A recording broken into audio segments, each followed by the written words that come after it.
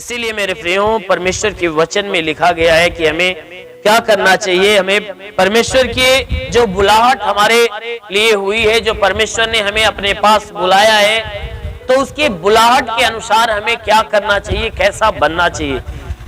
पतरस की पहली पत्री अध्याय 1 की 13 वचन को देखिए।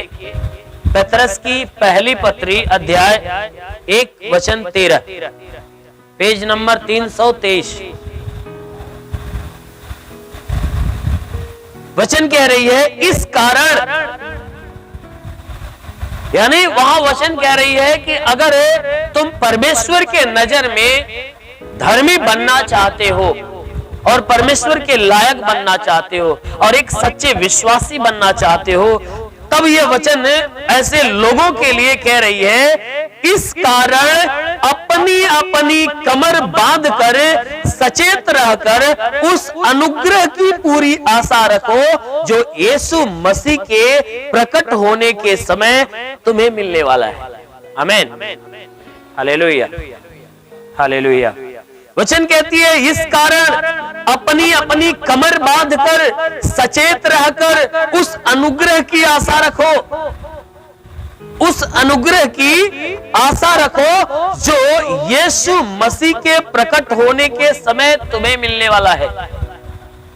कहता है अपनी कमर बांध लो और सचेत हो जाओ, तैयार हो जाओ। जैसे आपके जीवन में कोई घटनाएं घटने वाली रहती है और आपको मालूम हो जाता है और आपके किसी मित्र को मालूम हो जाता है, या आपको नहीं मालूम है, आपके मित्र को मालूम है, तो आपका मित्र जब जान जाता है तो आपको संदेश देता, कहता भैया हमने ऐसा ऐसा सुना है कि ऐसा ऐसा होने वाला है, आप सचेत हो जाओ, उसकी तरफ ध्यान दो। अगर सचेत नहीं हो जाओगे तो ऐसा न ऐसा हो जाएगा। उसी बात के लिए यहाँ वचन कहती है कि इस कारण अपने बुद्धि की कमर बांध लो। कहता है अपने बुद्धि को तैयार कर लो और सचेत हो जाओ, और सचेत होकर उस अनुग्रह की पूरी आशा रखो। कौन से अनुग्रह की?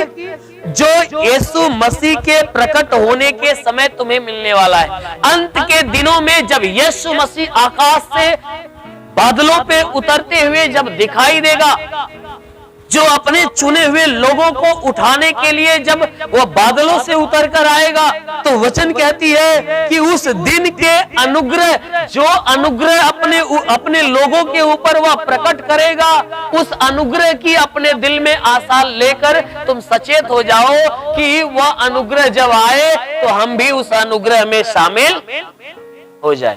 Hallelujah, hallelujah. ये पतरस हमें चेता कर कह रहा है कि जो पवित्र जीवन जीने वाले लोग हैं, वो परमेश्वर की बुलाहट में रहने वाले जितने लोग हैं, उनके लिए कह रहा है भैया तुम सचेत हो जाओ, और सचेत होने के लिए पहले अपने बुद्धि को सही कर लो कि आपके बुद्धि का इस्तेमाल कहां करना है। कहता है कि सचेत होकर उस अनुग्रह की आशा रख लो। जैसे एक मछुआरा जब मछली मारने के लिए जब नदी के किनारे जाल लगाकर या बंसी डालकर यानी कटिया लगाकर जब वो बैठता है, उसकी निगाह कहां रहती है? बंसी के ऊपर या उसके जाल के ऊपर रहती है। एक मछुआरा जब मछली मारता है तो उसकी नजर कहां होती है? कि जिस वस्तु से वह मारता है उस वस्तु के ऊपर रहती है, क्योंकि उसकी पहचान के लिए उसमें मछली पकड़ लेगी तो उस पहचान को, उस चिन्ह को हमेशा देखता है कि अगर मछली उसमें फंस जाएगी तो किस चीज से हम पहचानेंगे? क्योंकि उसमें क्या करता है, एक लकड़ी का गुटका बांध देता है, जो बंसी होती है, यानी जो कटिया होती है, जो कटिया लगाता है उसमें एक लकड़ी का गुटका बांध देता है कि जब वो मछली उस हमारे चारे को पकड़ेगी और जब लेकर भागेगी तब वो क्या होगा, वो लकड़ी का गुटका जो है पानी में डूबना चालू होगा, तो वो मछुआरा क्या करता है, खींच लेता है और मछली भी उसके साथ चली आती है। तो उसकी निगाह कहां होती है? बंसी के ऊपर। वो हमेशा तैयार रहता, सचेत रहता है, अब पकड़े कि हम खींची, वो हमेशा तैयार रहता है। ठीक उसी प्रकार यहाँ वचन कहती है तुम सचेत हो जाओ और तुम ये वह अनुग्रह का आशा रख लो कि जो अनुग्रह यीशु मसीह के प्रकट होने के समय तुम्हें मिलने वाला है, क्योंकि तुम जानते हो कि जब यीशु बादलों से उतर कर आएगा तो अपने चुने हुए लोगों के ऊपर अपना अनुग्रह डालेगा, और जब अनुग्रह में उन्हें भर देगा तो उन्हें उनके ये मृत शरीर को क्या करेगा, बदल डालेगा। यानी ये नासवान शरीर को बदलकर इस शरीर को अविनाशी बना देगा। जो जिंदे रहेंगे, ये जीवित लोग अगर जो जिंदे हैं, जैसे मान लीजिए आप लोग हो, अगर जिंदे हो उस समय में, तो वह क्या करेगा, आपको दूसरा शरीर थोड़ी बदल के देगा, यही शरीर रहेगी। ये शरीर नासवान जो है ना, इसमें से जो नासवान का जो श्राप है उसको हटा देगा, इस शरीर को अविनाशी बना देगा। अंग यही है, आंख यही, कान यही, मुंह का जो नक्शा है यही रहेगा, चलेगा नहीं। और जो मर गए हैं, जो गाड़ दिए गए हैं, जो मर गए हैं, जो गाड़ दिए गए हैं और जो जला दिए गए हैं, जो मर गए हैं और जो गाड़ दिए गए हैं और जो जला दिए गए हैं, जो बहा दिए गए हैं, उनके लिए भी वही है। यीशु के नाम से शांत रहो, आवाज थोड़ी भी नहीं। Hallelujah, hallelujah, hallelujah. वचन कह रही है, क्योंकि बाइबल कहती है मुर्दे जिलाए जाएंगे। उन दिनों में जब अनुग्रह का समय आएगा तो उन समयों में सबसे पहला काम होगा कि जितने मरे हुए लोग हैं उन्हें जिंदा करेगा। यीशु मसीह क्या करेगा, उन मरे हुए लोगों में से जितने धर्मी जन मरे हैं, उन धर्मियों को कब्र से उन्हें बाहर निकालेगा और उन्हें अविनाशी शरीर देगा। जो शरीर उनकी नष्ट हो गई है, जैसी शरीर थी जो नष्ट हो गई है, ठीक वैसा ही शरीर देगा, लेकिन अविनाशी होगी।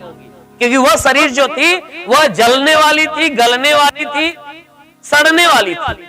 लेकिन जो दोबारा शरीर देगा, वही शरीर, वही पूरा सब कुछ ढांचा वही जब देगा, ना ही वह सड़ेगी, ना ही गलेगी और ना ही जलेगी। ना ही वह जल सकती है, ना ही गल सकती है और ना ही सड़ सकती है, क्योंकि अविनाशी शरीर देगा।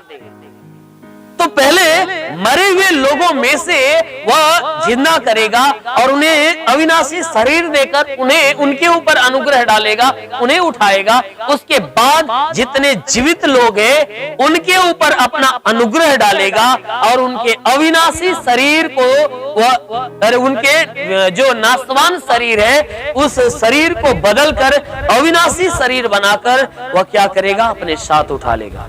आमीन, हालेलुया, हालेलुया।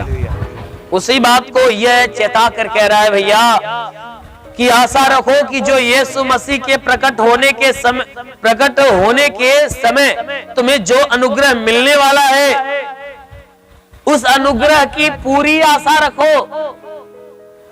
ये आशा रखो कि हम उस अनुग्रह में शामिल हो जाएं, उस अनुग्रह को प्राप्त कर लें।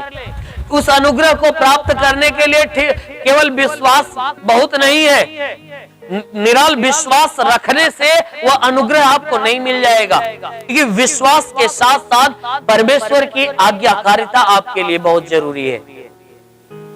क्योंकि बहुत से ऐसे लोग हैं जो परमेश्वर की आज्ञाओं की तरफ ध्यान नहीं देते। वे सोचते हैं कि विश्वास ही बहुत है और उसका नाम लेना ही बहुत है। मेरे प्रियो, उतना ही बहुत नहीं है।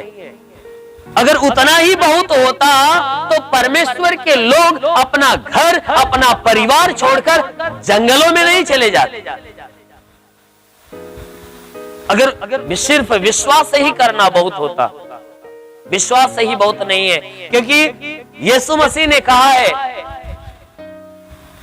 यूहन्ना के अध्याय 14 की 21 वचन को आप देखोगे, उस वचन में उसने कहा कि जिसके पास मेरी आज्ञा है वह उन्हें मानता है और वही मुझसे प्रेम करता है। कहता है जो प्रेम करने वाला है, और प्रेम करने वाला ही अनुग्रह में शामिल होगा। और प्रेम करने वालों में से किसका प्रेम उसके लायक है कि जिसके भीतर उस परमेश्वर की आज्ञा है। जो परमेश्वर की आज्ञा के ऊपर चलेगा, जो उसकी आज्ञाओं को मानेगा, उसी का प्रेम परमेश्वर के प्रति सच्चा है, अन्यथा बाकी लोगों का झूठा है। इसीलिए यीशु ने कहा कि जिसके पास मेरी आज्ञा है वह उन्हें मानता है, वही मुझसे प्रेम करता है। जो मेरी आज्ञा को जानता है और जो मेरी आज्ञा को मानता है वही मुझसे प्रेम करता है। तो अगर आप अपने प्रेम को परमेश्वर के नजर में अगर सच्चा बनाना चाहते हो तो आप परमेश्वर के सारी आज्ञा को जानिए और जानिए के साथ साथ मानिए। Hallelujah, hallelujah, hallelujah. जानना और मानना दोनों जरूरी है। सिर्फ जानना बहुत नहीं है, मानना उसके साथ रहना चाहिए। अगर आप जानते हो तो मानो। इसीलिए वचन कहती है कि उस अनुग्रह की पूरी आशा अपने दिल में ले लो कि जो अनुग्रह तुम्हें मिलने वाला है, और उस अनुग्रह की आशा लेते हो तो उस अनुग्रह को पाने के योग्य अपने आप को बनाओ। और उसको पाने के योग्य आप तभी बना सकते हो कि आप इस बात को जानने की कोशिश करो कि आपके जीवन में परमेश्वर की क्या इच्छा है, परमेश्वर आपसे क्या चाहता है, परमेश्वर आपका स्वभाव कैसा चाहता है, परमेश्वर आपका चरित्र कैसा चाहता है, परमेश्वर आपके चाल चलन को कैसा चाहता है, परमेश्वर आपके जीवन से हर सारी चीजों को वह कैसा चाहता है। वचन कहती है, पौलुस ने कहा कि तुम परमेश्वर की इच्छा को जानो कि वह तुमसे क्या चाहता है, तुम्हें कैसा बनाना चाहता है। अगर तुम इस सारी इच्छा को पूरा करोगे तो अवश्य है कि वह परमेश्वर का अनुग्रह तुम्हारे ऊपर प्रकट होगा। आमीन, हालेलुया, हालेलुया। आगे वचन कह रही है कि आज्ञाकारी बालकों के समान अपनी अज्ञानता के समय की पुरानी अभिलाषाओं के सदृश ना बनो। कह रहा है आज्ञाकारी बालकों के समान अपने अज्ञानता के समय की पुरानी अभिलाषाओं के सदृश न बनो। कह रहा है कि जब तुम अज्ञानता में थे, जब यीशु को नहीं जानते थे, परमेश्वर को नहीं जानते थे, तो वचन कह रही है कि जब अज्ञानता में थे तो वचन कह रही है कि तुम अपने मन में जो भी बातें उठता था सारा काम करते थे, चाहे अच्छा हो चाहे बुरा हो। तो यहाँ वचन कहती है कि आज्ञाकारी बालक के समान अपने अज्ञानता के समय की पुरानी अभिलाषाओं के सदृश न बनो। क्योंकि जो आज्ञाकारी बालक होता है वह क्या करता है, जब अपने पिता की आज्ञा को पाता है तो वह तुरंत अपने उन कामों को छोड़ देता है। अगर पिता के नजर में वह बेटा अगर गलत काम कर रहा है और पिता ने देखा, कहा बेटा ये गलत काम है, ऐसा नहीं करना चाहिए, ये परमेश्वर की दृष्टि में गलत है, ऐसा न करो, और वह बेटा अपने पिता की बात को मानकर वह जैसा पिता कहता है वैसा करना चालू करता है, तो ऐसा बच्चा आज्ञाकारिता कहलाता है। तो वचन कहती है कि आज्ञाकारी बालकों के समान अपनी अज्ञानता के समय की पुरानी अभिलाषाओं के सदृश न बनो। क्योंकि जो आज्ञाकारी बालक है, जिस काम को मना कर दिया जाता है वह काम दोबारा नहीं करता, वो उस काम को दोहराता नहीं, क्योंकि उसे पता हो जाता है कि ये काम बुरा है, ये काम गलत है, ये इस काम के लिए हमारे पिताजी ने क्या किया है, मना किया है, कहा है कि ये काम नहीं करना चाहिए। और वो क्या करता है, जो आज्ञाकारी बालक होता है वो अपने पिता की आज्ञाओं पे अटल रहता है, वो उस पे अड़ा रहता है, ना कि उस गलती को बार बार दोहराता। क्योंकि जो आज्ञाकारी बालक नहीं होता है वही गलती को दोहराता है। हालेलुया। तो वचन कहती है, हे मेरे भाइयों, तुम भी कैसा बनो, आज्ञाकारी बालक के समान। जैसे आज्ञाकारी बालक अपने पिता की सारी आज्ञा को पूरा करता है, वैसा उस बालक के समान तुम भी बन जाओ। तुम उस पुरानी अभिलाषाओं के सदृश न बनो कि जब तुम आज्ञाकारी नहीं थे, जब तुम उस अनआज्ञाकारिता में चल रहे थे तो अपनी पुरानी अभिलाषाओं में जीवन जी रहे थे, जो जी में आना वही करना। तो वचन कह रही है कि अब तुम्हें एक पिता मिल गया है और तुम्हें उस पिता ने तुम्हारे लिए आज्ञा दे दिया है और तुम्हें क्या करना है, आज्ञाकारी बालक के समान बनना है और उस पिता के सारी आज्ञाओं को पूरा करना है। Hallelujah, hallelujah. वचन कहती है, पर जैसा तुम्हारा बुलाने वाला पवित्र है वैसा ही तुम भी पवित्र बनो। कहता है कि जैसा तुम्हारा बुलाने वाला, यानी जिसने तुम्हें अपने पास बुलाया है, जिसने तुम्हें अपने पास बुलाया है वह बुलाने वाला जैसा पवित्र है, तुम भी अपने आप को वैसा पवित्र बनाओ। Hallelujah, hallelujah. हमारा बुलाने वाला कौन है? हमारा यीशु मसीह। हमारा बुलाने वाला हमारा यीशु मसीह है। इसलिए वचन कहती है कि तुम्हारा जो बुलाने वाला जैसा पवित्र है वैसा तुम अपने सारे चाल चलन में पवित्र बनो, क्योंकि पवित्र शास्त्र बाइबल में लिखा है कि तुम पवित्र बनो, पवित्र बनो क्योंकि मैं पवित्र हूं। ये वचन कह रही है, परमेश्वर की वचन कहती है कि तुम पवित्र बनो क्योंकि मैं भी पवित्र हूं। इसलिए तुम अपने सारे चाल चलन, अपने स्वभाव, अपने चरित्र में क्या करो? पवित्र बनो। Hallelujah, hallelujah, hallelujah. धन्यवाद परमेश्वर, धन्यवाद पिता परमेश्वर।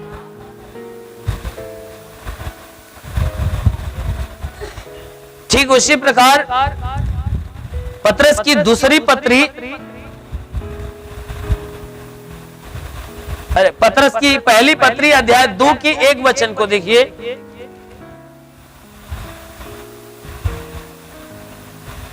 अध्याय 2 के 1 वचन नीचे की तरफ देखिए।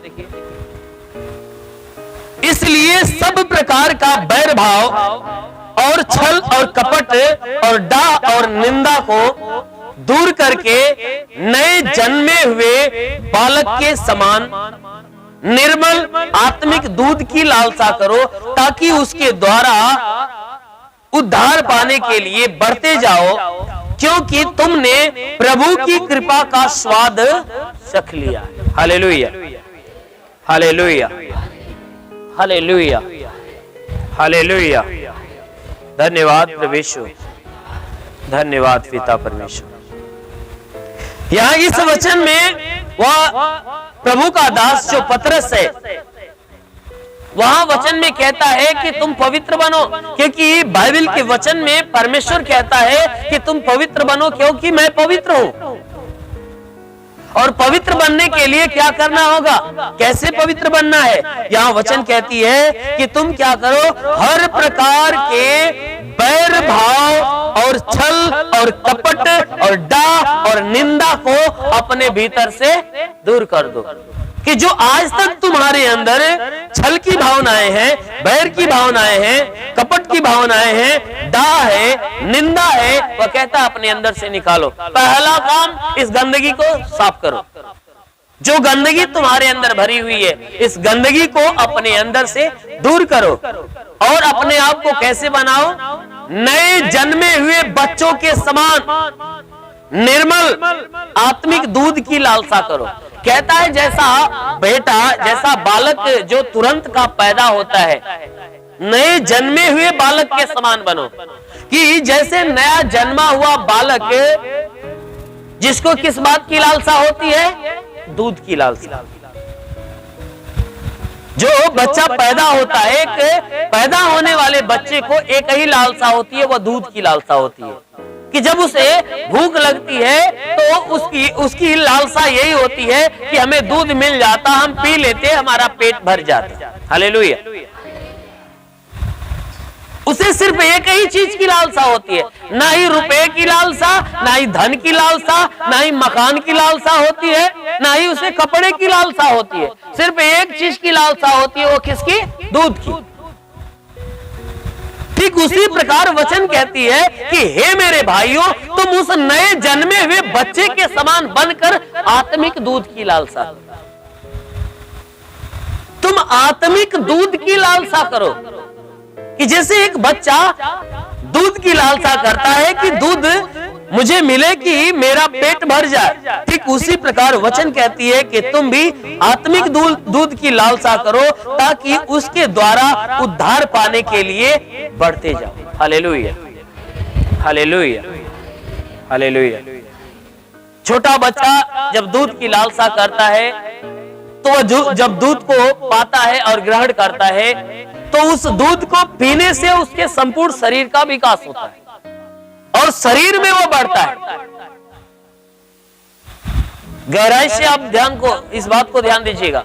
जब वो दूध पीता है तो उसके शरीर का विकास होता है और शरीर में बढ़ता है। लेकिन यहाँ वचन कहती है कि जब तुम आत्मिक दूध की लालसा करोगे और जब आत्मिक दूध को प्राप्त करोगे तो तुम उद्धार की तरफ बढ़ते जाओगे, तुम उद्धार के लिए बढ़ते जाओगे। यानी जब आत्मिक दूध की लालसा करोगे तो आत्मिक दूध जब तुम्हें मिलेगा तो तुम आत्मा में बढ़ते जाओगे, शरीर में नहीं, आत्मा में बढ़ते जाओगे।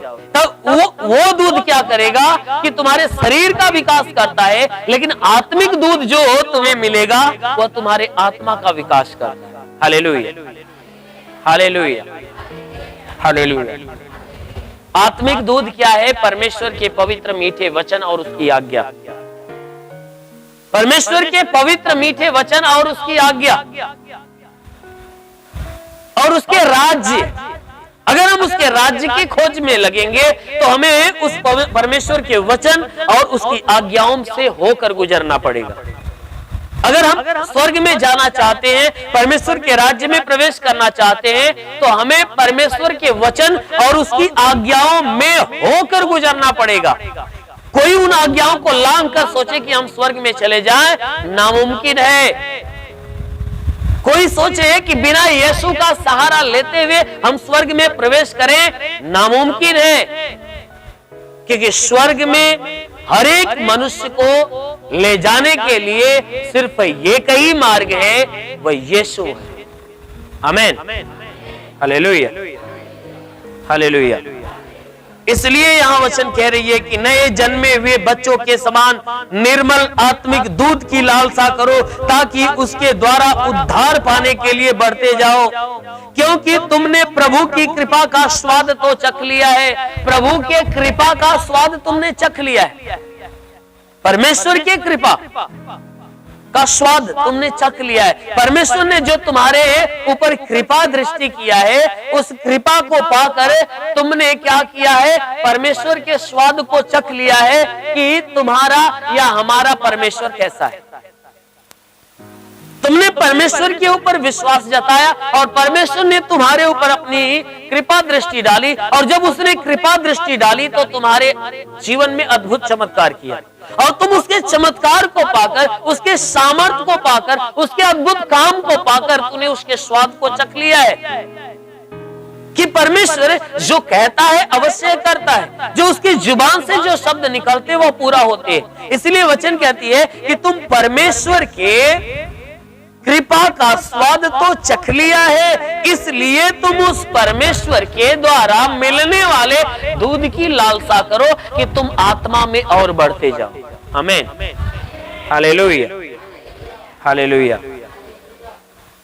कहता है कि तुम आत्मा में बढ़ने के लिए उस दूध की लालसा करो।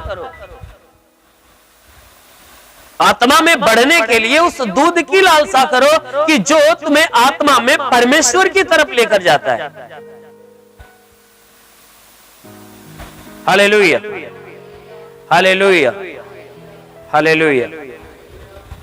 वह ये बातें इसलिए कहता है क्योंकि हर एक व्यक्ति को परमेश्वर के नजर में पवित्र बनने के लिए, यानी उसके योग्य बनने के लिए उसे आत्मिक दूध की आवश्यकता है, उसे अपने आप को पवित्र करने की आवश्यकता है। क्योंकि यदि कोई व्यक्ति अपने आप को परमेश्वर के लायक नहीं बनाएगा और आत्मा में वह परमेश्वर के लायक नहीं बनेगा, वह स्वर्ग के राज्य में प्रवेश करने नहीं पाएगा।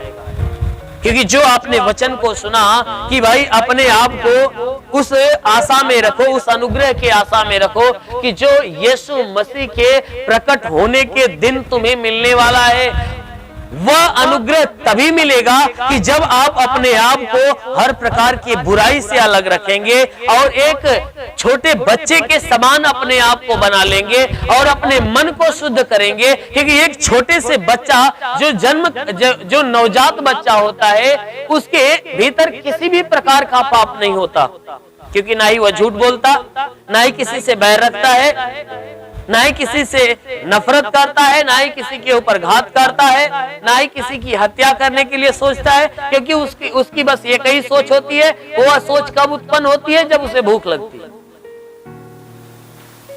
इसीलिए यीशु मसीह ने कहा है कि जब तक कोई नए सिरे से जन्म न ले तब तक वह स्वर्ग के राज्य में प्रवेश। यीशु मसीह ने कहा कि जब तक कोई नए सिरे से जन्म न ले, और उसने यह भी कहा है कि जब तक कोई अपने आप को उस बालक के समान न बना ले, जब तक कोई व्यक्ति अपने आप को उस बालक के समान न बना ले तब तक वह स्वर्ग के राज्य में प्रवेश नहीं करेगा। क्योंकि एक बालक जो होता है वह पाप से भरा हुआ नहीं होता, क्योंकि उसका मन शुद्ध होता है, हृदय शुद्ध होता है, उसके विचार शुद्ध होते हैं, क्योंकि वह एक ही बात में आपके ऊपर भरोसा कर लेता है। आप अगर भले से उसके प्रति छल की बातें करके या झूठ बोलकर उसे बहकाने के लिए, उसके साथ धोखा देने के लिए आप कहो कि बेटा हमारा वो काम कर दो, मैं तुझे चॉकलेट दूंगा, वो चॉकलेट का नाम सुनकर आपका काम तुरंत करने के लिए तैयार हो जाएगा। चाहे आप दो चाहे जिन दो, लेकिन वो आपका काम कर देगा। हालेलुया। यानी यीशु मसीह ने जो बालक का नाम दिया है, इस बात के लिए उसने नाम दिया है क्योंकि ये जो बालक होता है वह मन का शुद्ध होता है। बालक मन का शुद्ध होता है, वह एक ही बार में किसी के ऊपर भरोसा कर लेता है। तो यीशु मसीह ने बालक का नाम इसलिए दिया क्योंकि जैसे एक बालक तुम्हारे एक ही बात पे भरोसा कर ले रहा है, वैसे तुम भी उस बालक के समान अपना मन बनाओ कि जो कुछ मैं कह रहा हूं, जो कुछ मैं तुमसे कह रहा हूं, तुम मेरे एक एक शब्द के ऊपर भरोसा करो और भरोसा करके उसे मान लो। Hallelujah, hallelujah, hallelujah, hallelujah. वचन कह रही है कि यीशु मसीह अब मनुष्यों को वह बालक के समान बनने के लिए इसलिए कहता है क्योंकि एक बालक जो होता है कि वह तुरंत विश्वास करता है, उसका मन शुद्ध होता है, तो आप भले से उसके साथ छल करोगे लेकिन वह आपके छल की तरफ ध्यान नहीं देगा, बस इतना ध्यान देगा कि आपने कहा कि वो सामान लाकर मुझे दे तो मैं तुझे चॉकलेट दूंगा। वह चॉकलेट के लालच से एक नहीं बल्कि दो काम करने के लिए तैयार हो जाएगा। ठीक उसी प्रकार प्रभु जो कहता है कि अगर तू मेरी आज्ञाओं में बना रहेगा, अगर तू मेरी सुनेगा, मेरी आज्ञाओं में बना रहेगा तो तू स्वर्ग का राज्य पाएगा। प्रभु कहता है जो मैं तुझे स्वर्ग के राज्य की लालच देता हूं तो तुम मेरी एक बार कही हुई बातों को सुनकर तू मेरी आज्ञाओं में हो जा, अवश्य है कि तू स्वर्ग के राज्य को पा जाएगा। Hallelujah, hallelujah, hallelujah. कहता अवश्य है कि पा जाएगा। इसीलिए हर जगह कई जगहों पे यीशु मसीह बालक का नाम दिया है। बालक का नाम इसलिए देता है कि एक बालक जो होता है वह विश्वास योग्य होता है, वह आपके हर एक बात पे विश्वास कर लेता है। ठीक उसी प्रकार यीशु कहता है कि तू मेरे ऊपर और मेरी बातों के ऊपर विश्वास कर ले, तू उस बालक के समान बन जा, अवश्य है कि तू स्वर्ग का राज्य पाएगा। इसीलिए उसने बाइबल के अंदर हर बात में कहा कि जब तक तुम नए सिरे से न जन्म लोगे तब तक उद्धार नहीं होगा, क्योंकि नए सिरे से पैदा होने वाला मन का शुद्ध होता है, विचारों का शुद्ध होता है। इसीलिए जो परमेश्वर के राज्य हमारे बीच में जो आने वाला है, उस राज्य के विषय में बार बार हमारा प्रभु यीशु मसीह और उसके द्वारा भेजे गए जितने उसके चेले हैं वह भी हमारे बीच में आए, तो उस राज्य के आगमन के विषय में बार बार हमसे कहते रहे कि उस आगमन के आने से पहले, वो दिन आने से पहले तुम अपने आप को उस लायक बना लो ताकि तुम उस दिन में शामिल होने पाओ। Hallelujah, hallelujah. क्योंकि पूरे संसार के अंदर देखा जाए, हर एक मनुष्य की जांच पड़ताल की जाए तो कोई मनुष्य उसके लायक नहीं था, लेकिन यीशु ने इस संसार में आकर उसने मनुष्य को लायक बनने के लिए एक सीढ़ी तैयार किया, एक सीढ़ी तैयार किया कि मनुष्य क्या करे, उसके लायक बन जाए। और उसने क्या सीढ़ी तैयार किया कि जो कोई यीशु के नाम पर विश्वास करेगा और अपने किए हुए कामों को याद करके उसे कबूल करेगा और स्वयं को दोषीदार ठहराकर अपने पाप का अंगीकार करके पश्चाताप करेगा, वह स्वर्ग के लायक बन जाएगा। Hallelujah, hallelujah.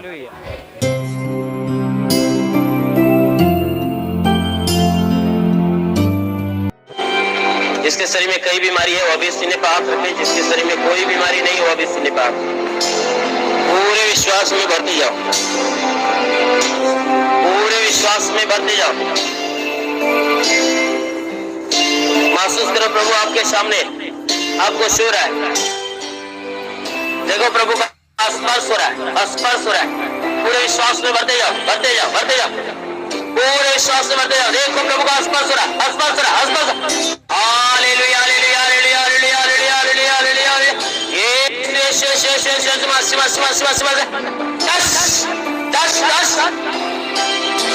विश्व के नाम से आगे ताओ, तुम्हारे सर से पांव के बीच किसी भी अंग में कोई प्रकार की बीमारी है, यीशु के नाम से हर एक बीमारी इससे शरीर छोड़े निकल जाए। तो विश्व के नाम से आगे ताओ, तुम्हारे सर का दर्द, सर का चुभन नष्ट हो जाए, घबराहट बेचैनियां निकल जाए, चक्कर आना बंद हो जाए, मूर्छे की बीमारी निकल जाए, मिर्गी की बीमारी निकल जाए, झटके आना बंद हो जाए। तो विश्व के नाम से आगे ताओ कि तुम्हारे आंखों की बीमारी निकल जाए, आंखों में परमेश्वर दृष्टि नई दृष्टि दे, तुम्हारे कान की बीमारी निकल जाए, दांत का दर्द, दांत की पायरियां नष्ट हो जाए, गले की गिल्टियां निकल जाए, सीने की गठाने नष्ट हो जाए, शरीर के किसी भी भाग में गिल्टी हो निकल जाए, सीने का दर्द और सीने का चुभन और जलन नष्ट हो जाए, पेट का दर्द, पेट का चुभन नष्ट हो जाए, कमर का दर्द निकल जाए, रीढ़ की हड्डियों का दर्द निकल जाए, घुटने का दर्द निकल जाए, हर एक जोड़ों का दर्द निकल जाए, गठिया बात की बीमारी निकल जाए, शादिका की बीमारी निकल जाए। तो विश्व के नाम से आगे तो साथिका की बीमारी निकल जाए।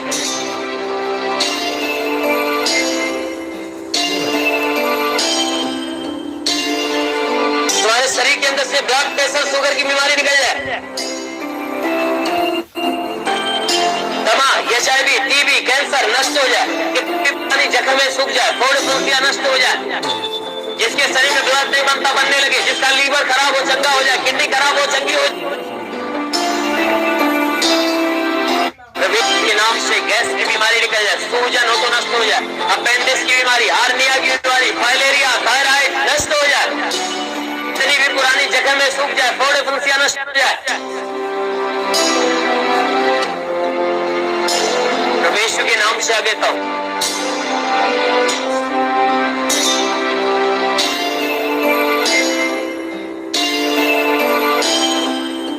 शरीर के अंदर से इसका हाथ नहीं उठने लगे, पैर नहीं चलता चलने लगे, लकवे का बीमार चंगा हो जाए, बवासीर की बीमारी निकल जाए, ट्यूमर नष्ट हो जाए, पथरी की बीमारी निकल जाए, जुकाम, खांसी, बुखार निकल जाए, टाइफाइड, मलेरिया नष्ट हो जाए, उल्टी दस्त की बीमारी, पेचिश पड़ना बंद हो जाए, किसी भी प्रकार का चर्म रोग निकल जाए, खांस खुजलिया नष्ट हो जाए, किसी भी प्रकार के दाग धब्बे निकल जाए, सफेद दाग खुरपे से नष्ट हो जाए, पीलिया की बीमारी निकल जाए, लहू पानी की बीमारी निकल जाए। प्रवेश के नाम से आगे तो जिसके पास संतान नहीं, परम पिता परमेश्वर उन्हें संतान दे। विश्व के नाम से आगे तो उसके गर्भ के ऊपर, किसी के गर्भ के ऊपर कोई बंधन है टूट जाए, गर्भ में संतान की उत्पत्ति हो। प्रवेश के नाम से आगे तो तुम्हारे शरीर के अंदर से, घर के अंदर से, परिवार के अंदर से दुष्ट आत्माएं निकल जाए, दुष्ट आत्माएं निकल जाए। वो महान परमेश्वर प्रार्थना करते पिता स्वर्ग की आशीष से हर एक के जीवन में आने दे, ताकि हर कोई जो आशा और विश्वास से तेरी आशीष को ग्रहण कर रहा है उनके जीवन में भारी से भारी चमत्कार होने पाए। वो महान परमेश्वर अपने स्वर्ग का द्वार खोल और स्वर्गीय आत्मा के ऊपर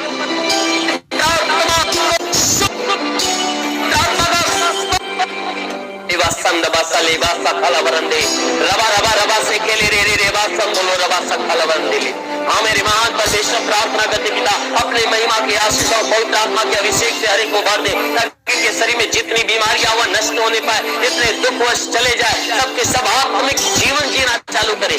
महान परमेश्वर तेरा स्पर्श होने पाए। महान परमेश्वर, प्रार्थना करते यीशु मसीह तेरे नाम में सबके लिए तेरी आशीष और चंगाइयां मांगते हैं। आमीन। परमेश्वर को आशीष दे।